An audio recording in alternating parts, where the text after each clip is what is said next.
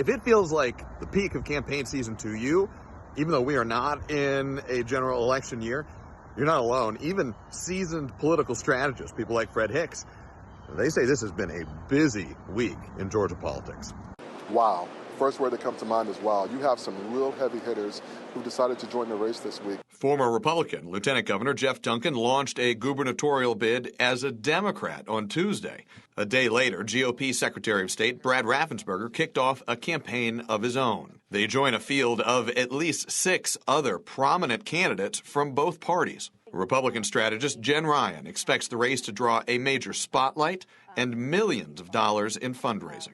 You know, all politics is local, but in Georgia, it's national too. Raffensperger's campaign has been rumored for months. He teased a run back in April on the Georgia vote.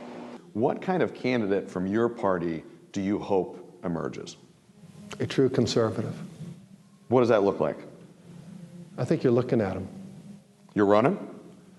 Could be. Republican primary voters will have a chance to choose between candidates with very different views on the historic 2020 presidential election.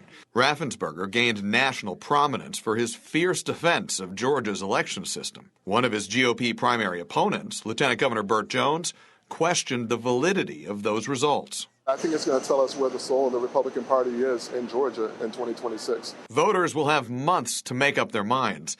The primary is scheduled for May of next year. In Atlanta, Zach Merchant, 11 Alive News.